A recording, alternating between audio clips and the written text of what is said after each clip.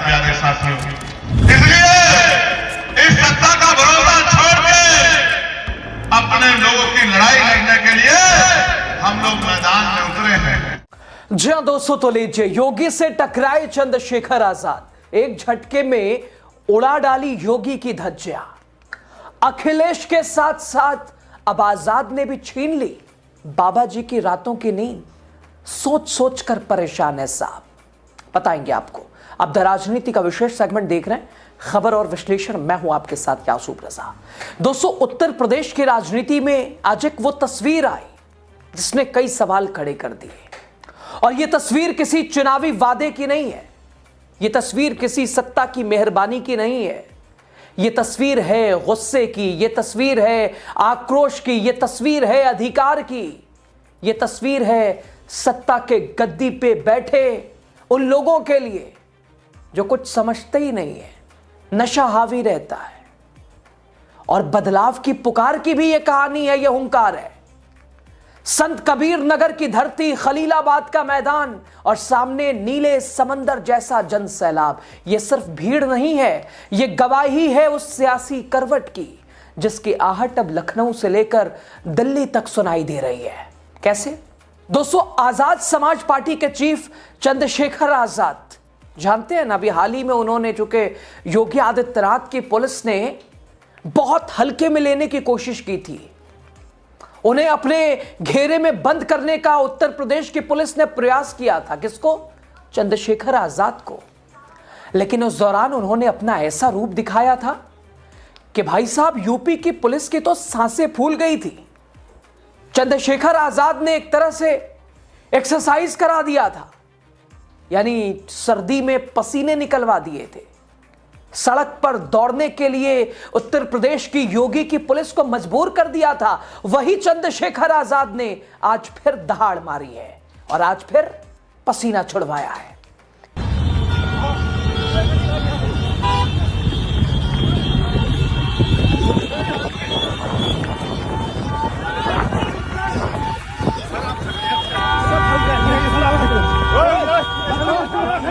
तो देखा ना दोस्तों आपने, अब आत्मविश्वास चंद्रशेखर आजाद का बढ़ता ही जा रहा है। जैसे जैसे 27 की बिसात नजदीक आ रही है, उत्तर प्रदेश में पंचायत चुनाव की सरगर्मियां बढ़ती जा रही हैं, योगी आदित्यनाथ की मुसीबत भी साथ साथ चल रही है। एक तरफ से अखिलेश यादव है तो दूसरी तरफ अब चंद्रशेखर आजाद भी चढ़ाई कर रहे हैं। दोस्तों, जिस उत्तर प्रदेश में योगी सरकार खुद को अजय मान रही थी, जिस बीजेपी को लग रहा था कि साहब विपक्ष का कोई मतलब है, विपक्ष की कोई भूमिका है, आज उसी सियासी आत्मविश्वास को खलीलाबाद ने खोली चुनौती दी है। आजाद समाज पार्टी के मुखिया और नगीना से सांसद चंद्रशेखर आजाद ने वो लकीर खींच दी है जिसने सत्ता के गलियारों की नींद उड़ा दी है, योगी आदित्यनाथ को बौखलाहट में डाल दिया है। संवैधानिक अधिकार बचाओ, भाईचारा बनाओ महारैली में अब सिर्फ एक नारा नहीं रहा दोस्तों, यह अब एक आंदोलन का ऐलान बन चुका है। तस्वीर खलीलाबाद की है, जहां पैर रखने की जगह नहीं है, जहां लोग घरों की छतों पर चढ़कर सिर्फ एक आवाज सुनना चाहते हैं। चंद्रशेखर आजाद प्रदेश में अपनी नई बिसात बिछाने वाले, उत्तर प्रदेश की राजनीति में अपने आप को सक्रिय करने वाले आजाद, वो नेता जिसे सत्ता ने जेल में डालने की कोशिश की, आवाज दबाने की कोशिश की, रडार में रखने की कोशिश की, जिसे सिस्टम ने डराने का प्रयास किया, लेकिन जिसकी आवाज आज और ज्यादा बुलंद हो गई है और एक के बाद एक जगह वो आवाज और धार लेती जा रही है और खतरनाक होती जा रही है, योगी आदित्यनाथ के लिए मुसीबत बनती जा रही है। दोस्तों, नीले झंडे से पटा मैदान, नौजवानों की आंखों में गुस्सा, महिलाओं की मौजूदगी में आत्मविश्वास और मंच पर सीधे सत्ता को दिया गया संदेश। यह भीड़ बताती है कि सिर्फ चुनावी जमावड़ा नहीं है, यह उस समाज की चीख है जो खुद को हाशिए पर धकेला हुआ महसूस कर रहा है। कोई पूछने वाला नहीं है, कोई देखने वाला नहीं है, कोई सुनने वाला नहीं है, क्योंकि जब सत्ता गूंगी बहरी हो जाती है और सत्ता आंखें बंद कर लेती है तो फिर गरीबों को न्याय नहीं मिलता है प्यारे साथियों।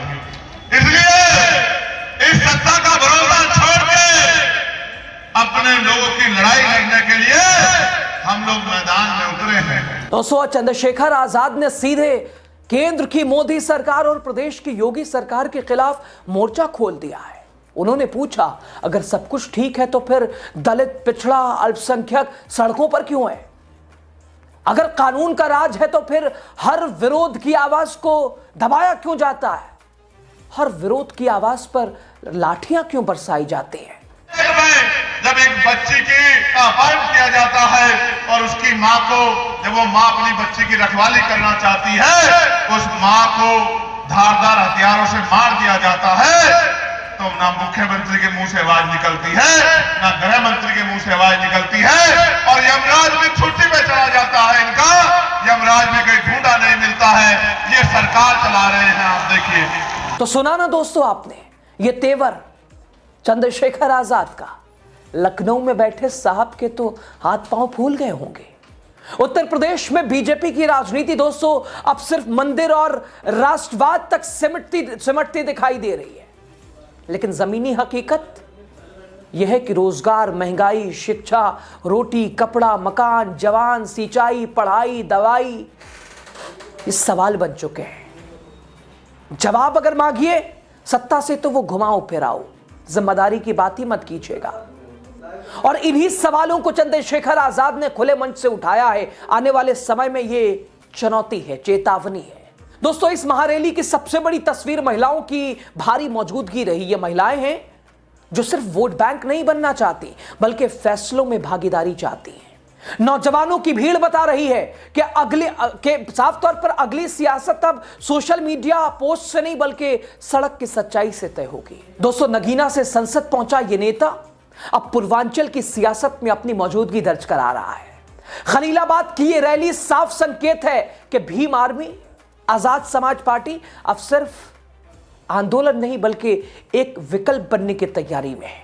दोस्तों, जो तस्वीर आज खलीला या अलग अलग जगह जहां चंद्रशेखर आजाद जा रहे वहां दिख रही है, उसने बीजेपी के सियासी गणित को नए सिरे से सोचने पर मजबूर कर दिया है। योगी सरकार के लिए यह सिर्फ एक रैली नहीं बल्कि चेतावनी है। और दोस्तों, उधर अखिलेश यादव भी लगातार उत्तर प्रदेश की योगी सरकार को घेरते हैं, रिलाई कर रहे हैं, कलई खोल रहे हैं, नाक में दम किए हुए। एसआईआर पे आपने देखा ना। और इधर संसद में स्थगित संसद, ओम बिरला राहुल गांधी को बोलने नहीं दे रहे हैं।